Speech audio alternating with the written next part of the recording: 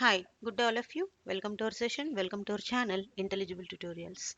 In this today's session now, I want to give the clear introduction of the proposition logic. Okay, so what is the meaning of the proposition logic actually? What are the contents of it? Now we are going to see. The proposition logic can be defined as the very simple logic and we can make the statements in it by using some set of the propositions. So, what is a proposition actually? How can we define the proposition?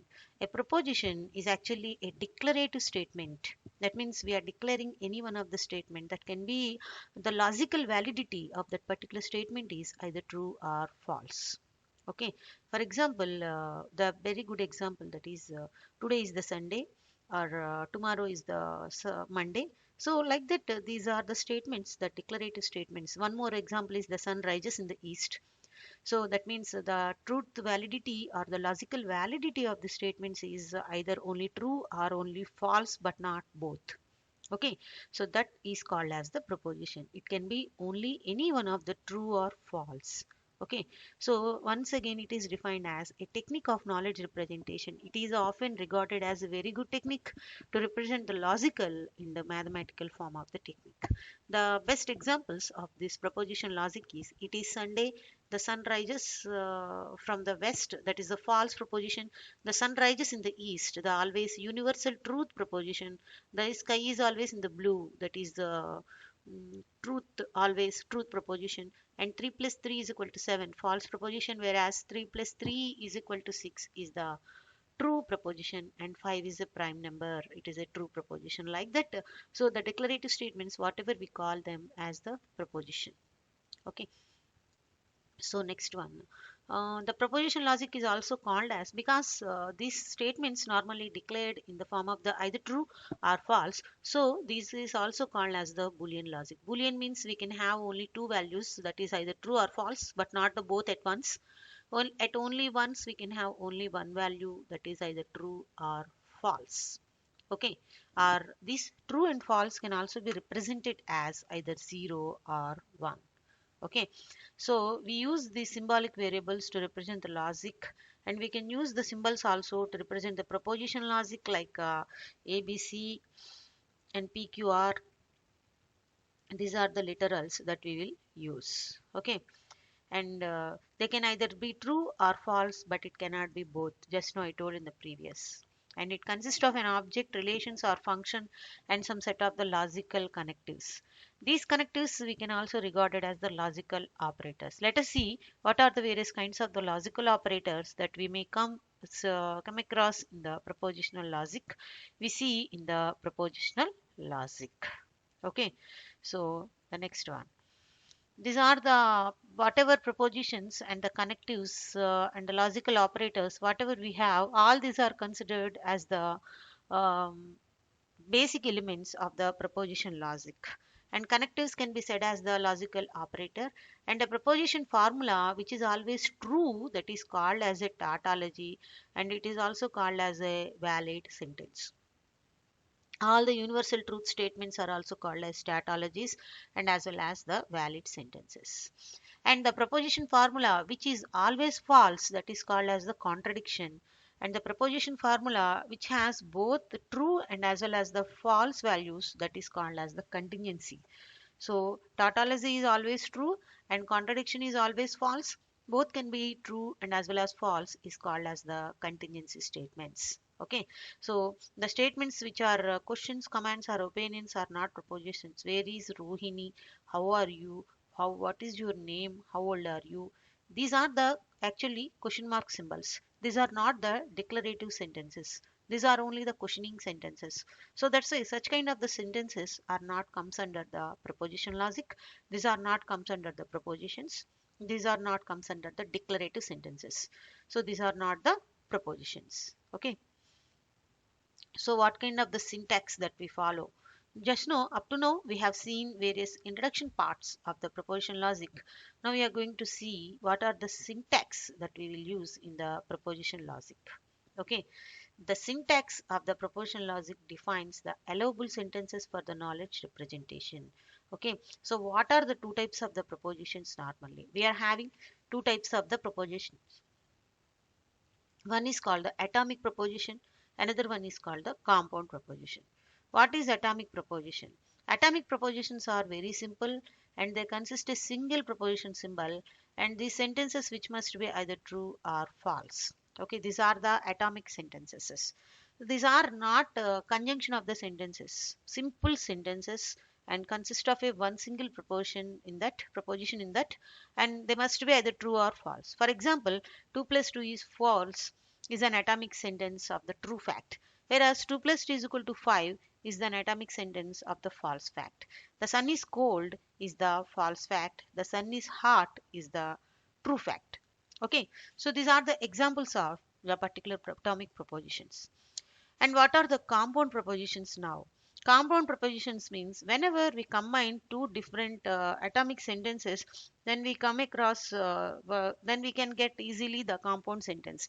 Whenever you use some conjunction operator in between two different atomic sentences, then we can call it as the compound propositions. Compound propositions are constructed by combining the simpler or atomic propositions using parentheses or logical connectivities. For example, it is raining today and the street is wet. Ankit is a doctor and his clinic is in Mumbai. Both can be true and it is a true fact. Both can be false, then it is a false fact. Okay. So like this, we can use the compound propositions and as well as atomic propositions. What kind of the symbols that we will use in the proposition logic? Here we see the negation, not. Conjunction can be used as the symbol, that is and symbol, and disjunction that is used as or symbol. Conditional implication operator, if then else. Biconditional, if and only if. This is the double implication that we will use. These are the various kinds of the symbols that we will use in the proposition logic. Okay, now we will see some set of the examples of the proposition logic. So what are the various examples that are given in the proposition logic? Let us see. If it is humid, then it is raining. Let P and Q be two propositions. P is it is humid, Q it is raining. That represents if P then Q. P implies Q. Okay, it is noon and Ram is sleeping. It is noon, Ram is sleeping, and Ram is sleeping. It is represented as a and B. Actually here it is given as wrong. Actually it should be and, A and B. Okay, and conjunction can be there here, so A and B. Okay, so next one, Ram is a man or a boy. Ram is a man or Ram is a boy. It is represented as X or Y. Actually it is and symbol. Here it is wrongly it's typed. Here it should be there in the R symbol. Okay, see, I will correct it. Just a minute. Okay, so for this end we have to use this symbol. For this R we have to use this symbol. So what I can just say is it is wrong. It can be represented as A and B. Okay, in the same manner we can represent R also, that is X R Y. Ram is a man or a boy, so we can represent X R Y. Okay, so we can represent these two symbols like this. Now coming to the example number 4, I will go to Delhi if and only if it is not humid. I will go to Delhi, it is humid. So if and only if is there here. Okay, so if it here, see in the first sentence, if it is humid then it is raining. Okay, if then we can use implication, this one. Okay, whereas if and only if we have to use the by implication, that is A by implication B. I will go to Delhi, it is humid, it is represented as A by implication B. Okay, so like this we can represent using some set of the examples the proposition logic. Now coming to the another set of the examples, that is P. Okay, so whenever it is negation it is comes under the false, and coming to the P is false, in the negation P it comes under true. Now coming to the conjunction operator, that is AND operator. Conjunction operator is also called as the AND operator. Okay, so what the thing happening in the AND operator? P is true and Q is true, then only the AND operator is true. P is true and Q is false, then it is also false. Okay, so P is false and Q is true, it is also false. Okay, so in the same manner, P is false and Q is false, then this case also it is false. Like that, whenever both conditions can be true, both the conjunction, both propositions can be true in the conjunction operator, then only the end will be true, or else it will be false. Okay, so now coming to the disjunction, this disjunction is also called as the OR operator, and it can be represented by using the symbol like this. Okay, so P is true, Q is true, then the RP and RP or RQ is true. P is false, Q is true. That means any one of the thing can be true in both of the propositions. Either P is true or Q is true, then it will be true. Okay, in this case, coming to the third case, P is true but Q is false. But any one of the thing is true now, so that's why it is also true. But now coming to the last case, P is false and Q is false. Hence, this is also false. Now coming to the for implication, that implication is also called as if then. Just now we see in the previous examples. If then. This is also called as if then. In the previous example, just now we have seen now that is if it is humid, it is raining in this example. Let us see. Here in this example we have seen if it is humid, it is raining. Okay, so if then, here also we see the same. See here, now in the coming to this particular thing, here what it is saying is both the propositions are true, then it can be true. If then, if P is true, Q is true, then it also can be true. If P is true, Q is false, then it is false. Okay, so if P is false, Q is true, then also it is true, and P is false, Q is false, then also it is true. So only one case it is false. In which case P is true and Q is false, only the P plus Q is false. Remaining all cases it is true only. Okay, so we have to remember once again this implication symbol. If P is true and Q is false, then only in such condition only this if then is or implication can be false. Remaining all cases it is true. Okay, next we are talking about the biconditional. So what is this biconditional? This biconditional means what? Just now we have seen in our previous examples, that is if and only if. Biconditional stands for what? If and only if. If and only if. Sorry, I am not writing here. This if and only if can be represented as this double implication. If P is true, Q is true, then only the double implication can be true. If P is true and Q is false, this cannot be true. This is false. P is false, Q is true, then it is also false. P is false, Q is false, then only it is true. That means what it is saying, both cases must be either true or both cases must be false, then only it can be true. Or else any one of the case can be different, then both the cases it is false only. Double implication is a thing where the both propositions can be either true both or either false both. Then only the double implication or if and only if can be true, or else in any other cases it is false. Okay, so this is nothing but biconditional. And now we are going to talk about what are the properties of these operators. What are the various properties of these operators? The commutative operator, P and Q, Q and P, PRQ, QRP, associative operator, P and Q and R. This is the associative operator. Let us see, this is the very first one, that is commutative operator. And this is the associative operator.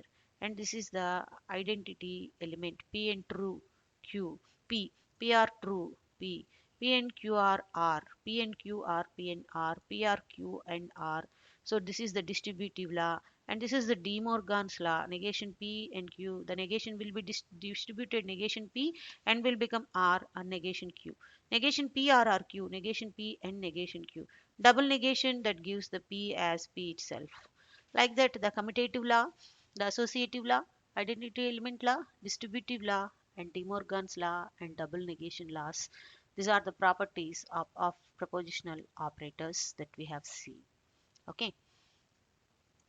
And now see, we are talking about the rules of inference for the proposition logic.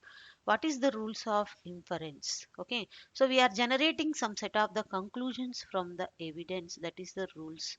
We are generating some set of the conclusions from the evidence and facts as is termed as inference. Okay, that is the rules of inference for propositional logic. Okay, these inference rules, the implication among all the connectivities plays an important role. Some of the inference rules that we will see now. What are the various kinds of the inference rules? Okay, P implies PRQ. Okay, this is the tautology. Actually, the name is the addition, and P and Q implies P. The name is the simplification. P and Q implies P and Q. The name is the conjunction, and P and P implies Q to P implies Q. Modus ponens. Negation Q and P implies Q. That implies negation P. That is modus tollens. And P implies Q and Q implies R. That implies P implies R. That is hypothetical syllogism or chaining. This is called as, and PRQ and negation P to Q, that is the disjunctive syllogism, and PRQ and negation PRR, that implies QRR, that is called as the resolution. That is, things will be resolved here. P and negation B can be resolved here. So these are the rules of inference that we will use in the propositional logic. What is the meaning of modus ponens now? So in the modus ponens, let us have the P can be described as, see here in this table is given a clear description of the modus ponens is given. Just see, P is 0, Q is 0, P implies Q is 0, and P is 0, Q is 1, that is 1. P is 1, Q is 0, again that is 0. P is 1 and Q is 1, that is also 1. Okay, it is knowing, and I will study discrete mathematics. If it is snowing, then only I will study the discrete mathematics. Okay, so this can be represented as P and it is snowing, therefore I will study the discrete mathematics. The corresponding tautology can be represented like this: P and P implies Q, that gives the Q. This is one of the inference rule of the modus ponens. Okay, and coming to the next one, modus tollens. What is this modus tollens is giving? P Q, negation P, negation Q, and P implies Q. That's what it is saying. P is 0, Q is 0, P implies Q is 1, and P is 0, Q is 1, the P implies Q is 1.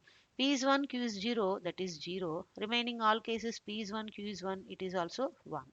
So what this example is showing here, here it is, let P is snowing, Q is I will study discrete mathematics. We can represent P implies Q as, if it is knowing, then I will study discrete mathematics, and Q is I will not study the discrete mathematics. Okay, so I will not study the discrete mathematics means it is not knowing. So that's why negation Q is the thing that we will represent. The output is the negation Q. Okay, so like this we can represent the modus ponens. Now, negation P, actually, sorry, here it is the thing that have to correct, that is nothing but negation P. Sorry, negation Q. Therefore, it is not snowing. Okay. The next one is hypothetical syllogism. What is this hypothetical syllogism rule is saying? P implies Q and Q implies R, that implies P implies R. Let P its knows, Q is I will study the discrete mathematics. R means I will get an A. Okay. So if it knows, I will study the discrete mathematics. If I study discrete mathematics, I will get an A. Okay. Therefore, it knows I will get an A. Okay. So therefore, it knows I will get an A. Okay. So this is the R actually, and if it knows, this is the P actually. So what is this rule is saying? P implies Q and Q implies R, that is P implies R. Okay, this is called as the hypothetical syllogism. Next we are going to discuss about the disjunctive syllogism. What this disjunctive syllogism is showing here, the corresponding table also representing here PQ, negation P, PRQ. Okay, so this is the R symbol it is showing here. PB, I will study discrete mathematics. Q is I will study the English literature. I will study the discrete mathematics. I will study the discrete math, or I will study English literature, that is PRQ. I will not study discrete math, and I will not study discrete mathematics. Therefore, I will study the English literature, which is nothing but Q is the output. So this is the disjunctive syllogism. Okay, so the corresponding tabular form also we can represent the particular above given rule, this one, and as well as we can represent the same thing in the form of the statements also. We can easily understand this one. Next one is simplification. P and Q to P and Q implies P. That is P, Q and P and Q. P is 0, Q is 0, 0. P is 1, Q 1, then only the AND operator will be true. I will study discrete mathematics. Let us see the simple one, simplification in the form of what we call some kind of the statements. I will study discrete math. I will study English literature. I will study discrete math and I will study English literature. Therefore, I will study discrete math. The final one is the P only. P and Q simplified as the P itself. Okay, so this one is the simplification. The next one is the resolution. Resolution is also called as the proof by refutation. It is one of the important algorithm in the artificial intelligence, and it is also used in Prolog programming language also. So it plays a very important role in the artificial intelligence. And what is the corresponding tautology? Negation PRR and PRQ to QRR. So what the P is showing here? P is I will study discrete mathematics. Just a minute. Here it is. I will study the discrete mathematics. What R is, I will study English literature. Q means I will study databases. I will not study discrete mathematics. I will study the English literature. That is what P negation P R R. Okay. So I will study discrete math or I will study databases. That is P R Q. That implies what? Q R R. Therefore, I will study databases or I will study English literature, which is nothing but QRR. Okay, that means P and negation P got cancelled here. In the resolution, the two terms can be resolved, P and the negation P. So, what is the resultant? That is QRR. That's what we have written here, the QRR. Okay, so that is this one, the QRR. That statement only here it is we are showing the QRR. This is the resolution. Next, these are the things that we have seen the inference rules like modus ponens and modus tollens, hypothetical syllogism and disjunctive syllogism and simplification resolution. Okay, so these are the things we come across in the proposition logic. But what are the limitations? For each and everything, there must be some limitations. What are the limitations are there for the proposition logic? So the first one is we cannot represent like all some proposition logic. That means all the girls are intelligent, some apples are sweet, like that.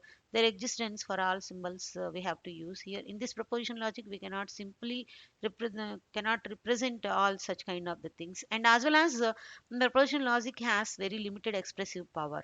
And we cannot describe the statements by using the properties and the logical relationships in a meaningful manner. These are the some limitations of the proposition logic. So that's why we move into the another kind of the logic. These are the various limitations of the proposition logic. Okay, so that means for all and their existence operators, we use some extended version in the first order logic and predicate logic. We can use those symbols, and there is very limited expressive power, and all the logical relationships cannot be clearly explained in the proposition logic. So these are the things regarding the propositional logic. Okay, so the next video I will discuss about some more things regarding the knowledge representation of the artificial intelligence. If at all anybody didn't subscribe my channel, please subscribe my channel, Intelligible Tutorials. Thank you one and all. Thank you so much.